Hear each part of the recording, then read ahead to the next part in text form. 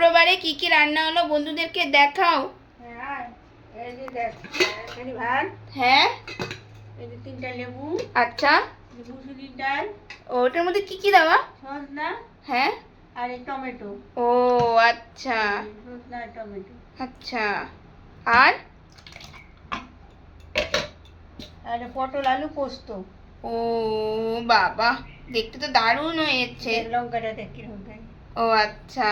পটল আলু পোস্ত, এখানে লবণ, মানে ঘি, আর এই যে টক দই। ও বাবা একা খাবে না, অল্প। ও আচ্ছা, বলো। আজকে আমাদের এই রান্না হলো দুপুরের রান্না। আর তোমাদের কি কি রান্না আছে কমেন্টে জানিও। আজকের মতন এটুকুই শেষ করলাম, বাই।